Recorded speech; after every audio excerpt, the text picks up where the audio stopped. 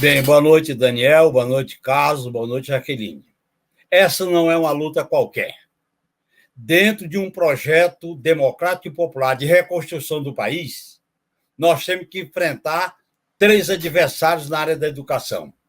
O passado patriarcal, racista, autoritário, que marca a história do Brasil, os valores da extrema-direita, que é um fenômeno novo em nome de Deus, pátria e família, e os interesses do mercado, tão representados pelas fundações privadas. Esse processo, no meu modo de entender, coloca a primeira crítica que eu faço como membro do PT e como apoiador do governo Lula. A falta de sensibilidade do ministro da Educação e da sua equipe de começar enfrentando essa questão através da manutenção da reforma do novo ensino médio, desconsiderando princípios essenciais da Constituição, que poderia se basear para propor uma proposta mais avançada, e vocês conhecem muito bem, a garantia do padrão de qualidade, a questão, por exemplo, da valorização dos professores, a questão de conteúdos mínimos dentro de uma visão de uma educação integral, como muito bem falou a Jaqueline, a ideia de fazer um processo de debate dentro de uma visão radicalmente democrática é fundamental, porque nós temos, com o golpe de 2016, veio o quê? Escola sem partido, a escola cívico-militar e o novo ensino médio. Isso tem uma relação intrínseca. E eu acho que o governo, em vez de ele apostar numa reconstrução transformadora, ele adotou uma posição conservadora, e eu sou muito franco em relação a isso. Essa posição conservadora, aí eu acho que nós temos que nos orientar para desmontar o desmonte. Como se diz, Carlos, para se fazer omelete, nós temos que quebrar alguns ovos, senão nós vamos remendar e o remendo fica pior do que a emenda. Nessa área da educação, ou a gente enfrenta o problema com mais ousadia, com mais avanço, ou então nós vamos ficar remendando algo que não vai mobilizar a comunidade, não vai mobilizar os profissionais, os estudantes, a sociedade para um projeto libertador, integral, humanista e de qualidade, que é peça importante para um projeto de disputa política que está em jogo no país. É claro que, nesse sentido, eu entendo que uma luta, você começa defendendo o que é mais correto, o que é mais verdadeiro, o que é estratégico. E eu acho que a luta tem que ser bem incisiva e clara no sentido da revogação. Claro que a revogação, na medida em que é uma campanha política, na medida em que deve abrir um novo diálogo com as autoridades do Ministério, deve pressionar o governo. Eu estou entre aqueles que defendem pressionar o governo com base numa pauta popular. Você vai ter conquistas. O melhor caminho para você ter uma conquista parcial numa luta é quando você luta pelo máximo. Quando você luta pelo médio, você vai cair no mínimo. É a própria história de como você acumula força. Nesse sentido, eu acho que essa base curricular, ou esses itinerários, essa visão que está no novo ensino médio, eu acho que ela traz para dentro. Primeiro, ela não enfrenta os retrocessos que aconteceram do golpe para cá. Segundo, ela coloca uma influência do mercado, através dos interesses privados, que pode gerar o apartheid social dentro da educação.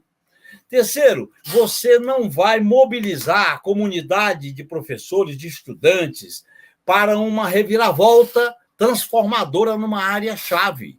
Eu acho que qualquer projeto democrático e popular da esquerda tem que ter na educação uma questão central. E eu acho que nós temos que dar visibilidade nessa disputa política para os elementos desse projeto. Por exemplo, essa consulta que o MEC está fazendo, ela é homologatória, não é um debate. É uma consulta homologatória que não vai produzir o debate. Vocês sabem melhor do que eu que na área da educação, ou você faz uma discussão consistente, uma discussão para valer, ou então é enganação. Essa consulta homologatória não tem muito sentido.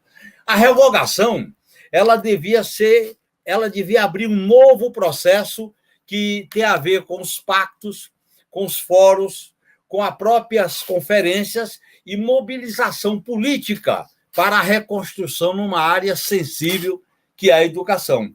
Neste ponto, nós temos como apoio a Constituição de 88, daquilo que nos fundamenta, que legitima essa luta. Nós temos as experiências do governo Lula e Dilma na primeira fase. Nós temos um acúmulo de lideranças, de professores, professoras, de entidades estudantis, de cientistas que podem ser mobilizados para uma proposta global. Se a gente começa com a visão rebaixada, viu, Carlos? Eu acho que o artigo 36 e 35 pode ser na negociação, mas se a gente começa com eles, a gente começa rebaixado. Eu aprendi na vida, você começa, é a mesma coisa de uma greve, você não vai começar uma greve com a pauta mínima, você começa com a pauta máxima, senão você vai, na média, vai chegar no mínimo, você começa com o mínimo, vai chegar no zero. Eu acho que nós temos que, politicamente, a sinalização é revogar. Vocês sabem que essa medida ela foi um elemento central do golpe. Os elementos centrais do golpe, a gente conhece bem, um dos elementos, uma das medidas foi exatamente o novo ensino médio, que está na base dessa construção golpista em 2016. E o governo do Inominável aprofundou isso de maneira autoritária, de maneira, vamos dizer assim, protofascista. Então, nesse sentido, para a gente desmontar essa casa-mata, e vocês sabem que a educação é uma casa-mata, em que a classe dominante ela se organiza e vai para cima. Nós sabemos dessa luta, eu sei como é que foi essa luta na Constituinte, quando eu estava lá ao lado do Florestan, eu sei o que foi essa luta, mesmo nos governos Lula e Dilma, e antes, eu me lembro do debate muito radicalizado, eu estava na oposição, com a Lei de Diretrizes e Bases, a discussão com Darcy Ribeiro, a discussão com Paulo Renato, a discussão com as entidades, o que o nosso governo, olha, um governo como esse, de reconstrução, eu acho que ele tem que ser um governo mais ousado, mais atrevido, mais instigante, porque se nós ficarmos nos limites do Congresso Nacional, aí, Carlos, nós vamos ser derrotados. Agora, se você abre um debate envolvendo a sociedade, envolvendo a comunidade como um todo, dialogando com os professores, com as entidades estudantis, com os estados, aí você quebra tem melhores condições de quebrar as resistências que certamente existem num Congresso de maioria conservadora. Eu acho que a revogação ela possibilita criar um movimento, uma campanha de rua, uma campanha de protesto, uma campanha de massa. E o governo Lula é um governo em disputa, pessoal. O governo Lula é um governo de frente ampla, amplíssima.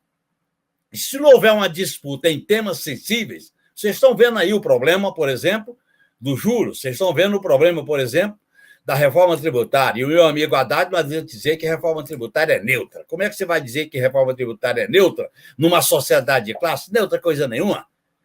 É mexer na riqueza, não é neutro, né? Então, esses pontos sensíveis, como o teto de gastos, como o próprio papel das Forças Armadas, ou a gente tensiona, ou então nós vamos ficar rebaixados, e aí nós vamos cair naquela máxima que é da história do Brasil. Vamos mudar alguma coisa para que nada mude. Quer dizer, não dá para a esquerda se limitar a essas mudanças pelo alto. Então, eu quero deixar claro, na minha contribuição aqui para o debate, que a campanha pela revogação tem que ganhar as ruas, ela tem que enfrentar, e nós vamos enfrentar dois adversários, que é a visão protofascista, em nome da família, Deus e da propriedade, do mercado, e vamos enfrentar o neoliberalismo sofisticado das fundações privadas, que eu espero que não tenha tanta influência no Ministério da Educação.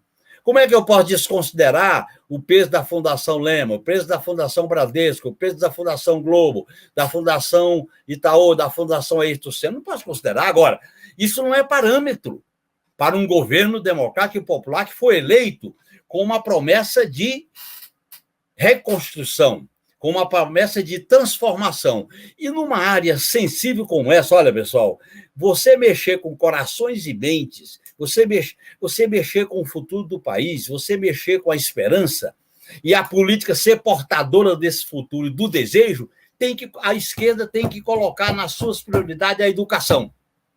Eu aprendi isso quando eu era jovem, lá, menino, lá no interior do Ceará, quando eu conheci o método Paulo Freire e fui politizado em grande parte por causa daquele método. Ou a gente coloca essas questões de maneira mais clara, ou então não dá para remendar. Talvez outras áreas a gente possa remendar um pouco. Você pode remendar um pouco o orçamento, pode remendar numa outra área. Na área da educação, pela importância estratégica, pela importância de ganhar uma visão de futuro, pela sensibilidade e pela maneira como a extrema-direita e a direita cheirosa atua, ou a esquerda constrói um polo para atuar, para formular uma proposta, ou então nós vamos ficar apenas sendo adereço, uma espécie de bolo, de enfeite no bolo das elites. Eu estou defendendo um caminho de enfrentar com a revogação. No curso dessa campanha, nós podemos, sim, com força, chegar para o Ministério da Educação e aí sim discutir uma pauta concreta que revogue aquilo que é essencial. Mas a gente deve começar com a bandeira da revogação. Essa é a minha contribuição. Até para pressionar o Congresso, viu? Eu me lembro das campanhas que nós fizemos na Constituinte, e outros momentos.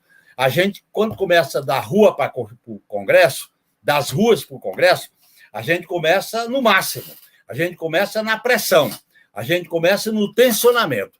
Como eu só acredito numa governabilidade que tensione, que provoque e que dialogue com esse sentimento social que sofreu com o golpe, que sofreu com a crise, eu acho que esse é o caminho que me empolga e eu acho que é o que dá mais condições para a gente ter vitória.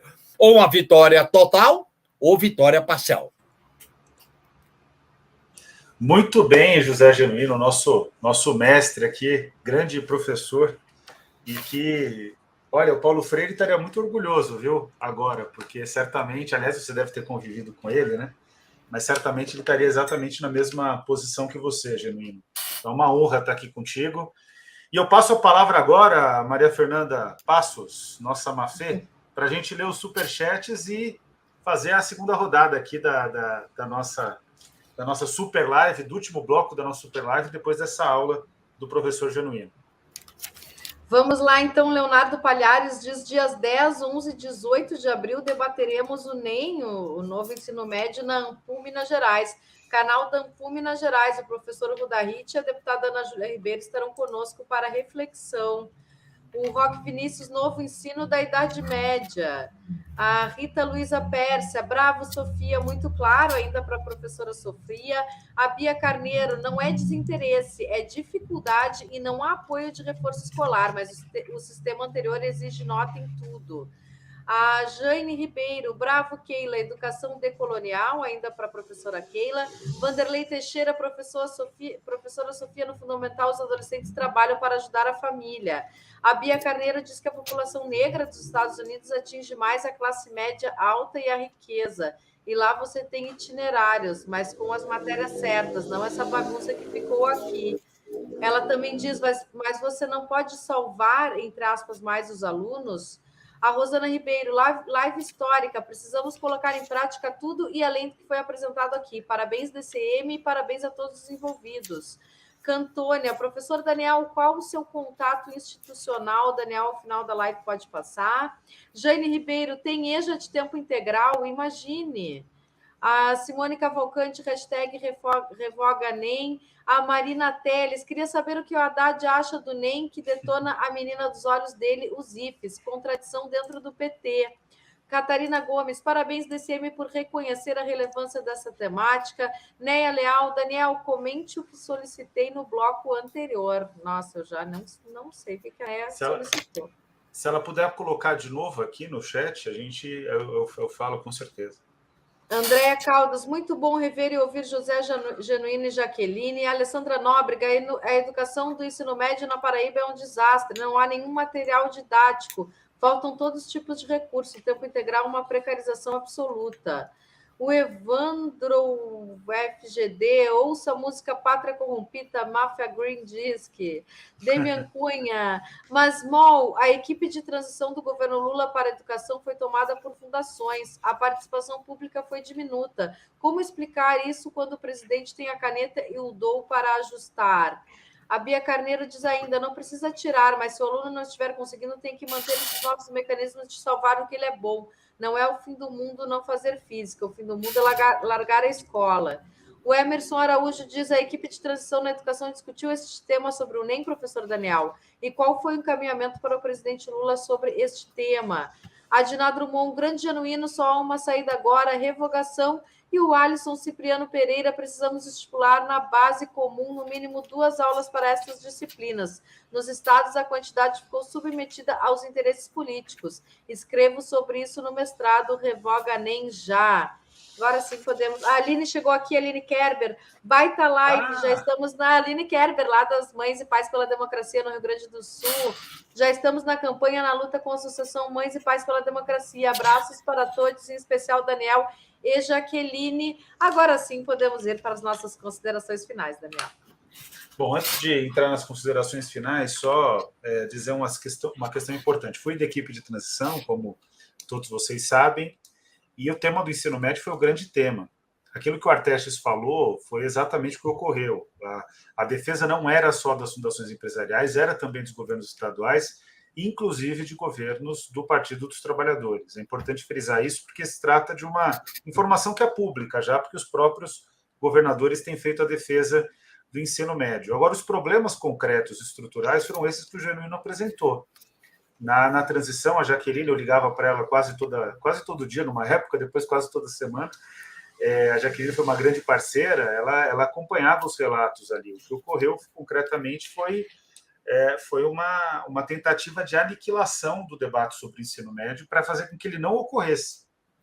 Então, concretamente, aquilo que o Genuíno fala, de que a gente tem que fazer um movimento de fora para dentro, de certo modo é o que a gente está fazendo, mas até quero deixar um recado aqui para vocês, até porque tem gente que está nessa linha, que está nos acompanhando. Então, é importante dizer que a gente não vai recuar nessa luta, porque a gente tem responsabilidade com a questão do ensino médio da educação brasileira. Tem muita pressão tentando dizer que, nesse momento, não dá para a gente pressionar o ministério que foi recém-impossado, não dá para pressionar governadores, porque também são governadores de esquerda, a gente está num momento político complexo, mas, efetivamente, eu quero saber o que essas pessoas respondem para a falta de aprendizado que está ocorrendo nas escolas, para estudantes, Jaqueline, que estão vagando por várias horas nas escolas porque não tem a disciplina, ou então não acham interessante a disciplina. É importante relembrar o que a Keila disse aqui, especialmente para a Bia Carneiro. Primeiro, a Bia está reforçando muito a história da evasão. A evasão não tem nada a ver com o novo ensino médio, até porque ela está aumentando com o novo ensino médio, segundo os dados que a gente tem. Os relatos de escola ainda não tem dados consolidados. Mas tem um outro problema, hein, Bia Carneiro, que precisa ficar bem claro. Os alunos não acham interessante essas disciplinas que foram criadas do nada para lugar algum dessa parte diversificada. Então, essa reforma é o ponto que o Genuíno trouxe. Ela precisa concretamente ser um ponto de partida para um debate mais amplo em relação à educação. E isso eu acho que a gente tem que ter, eu acho que esse é o ponto de convergência entre todas as falas, inclusive a fala do Artestes e a fala do Genuíno. A gente tem que tratar a reforma como um ponto de partida. Agora, tem que discutir custo-aluno-qualidade, vai ter que discutir, inclusive vai chegar na reforma tributária, viu, Genuíno? Se for para discutir o financiamento da educação a fundo, claro. E o Haddad lembra sempre disso, né? Sempre quando eu converso com ele, eu coloco isso de maneira muito clara. Financiamento da educação depende de reforma tributária. Bom, a gente vai fazer agora o inverso. A gente vai começar com o Genuíno, já tem aqui o compromisso de a gente fazer mais atividades como essas. Vai ter a aula pública da Faculdade de Educação da Universidade de São Paulo. O Artestes vai estar presente, o Genuíno vai estar presente. A Jaqueline foi convidada, mas não pôde estar presente, porque ela vai ter uma atividade na Universidade Federal do Rio Grande do Sul. Até alterou a data, Jaqueline, mas aí a gente já estava muito em cima, porque teve um problema. Ali era ser dia 23 de março, até o Genuíno já tinha sido convidado, o Artestes também, a gente teve que passar para o dia 11 de abril, mas vai ter participação via internet, à distância. Vai ser a primeira aula pública, muito provável, a Carlota Boto, nossa diretora, está aqui. A gente vai organizar outras atividades e vai fazer outras lives aqui sobre a questão do ensino médio. Mas pela ordem aqui eu vou inverter. Então, eu vou passar para o Genuíno, depois para a Jaqueline, por último para o Arteste, como ocorreu em todos os blocos, para as considerações finais e agradecer todos que estão acompanhando a nossa atividade até agora, as 1.486 pessoas que estão nos acompanhando, para ouvir, entre outras questões, todos os ensinamentos do Genuíno. Genuíno, a palavra está contigo, meu irmão. Obrigado, viu? Obrigado, professor, por tudo. A bandeira da educação pública de qualidade, a defesa de um ensino integral de qualidade, a disputa política que se dá nessa área tem que ser encarada pela esquerda como uma disputa estratégica. E essa disputa estratégica tem a ver com o projeto de país que nós queremos reconstruir. Esse país que foi dilapidado, destruído, foi liquidado, que impedimos que caísse da barbárie para a farsa. Nós temos que retomar isso como um ponto central da agenda. Eu acho que a agenda das reformas institucionais, do ponto de vista político, a agenda das reformas econômicas, nós temos que colocar essa agenda aí, que eu acho que é fundamental, porque envolve financiamento, envolve reformas dos itinerários, envolve reforma de currículo, envolve diálogo com os professores, valorização dos professores, envolve o diálogo com os estudantes para criar uma esperança. Como é que a gente vai criar uma esperança no futuro, uma autoestima, se nós não colocamos a educação, essa área tão sensível, que é por onde tudo começa, né? Quer dizer, quando você tem uma euforia, começa pela educação. Quando você tem uma queda geral de descenso, começa pela educação. Então, eu acho que a primeira, eu queria deixar isso bem claro.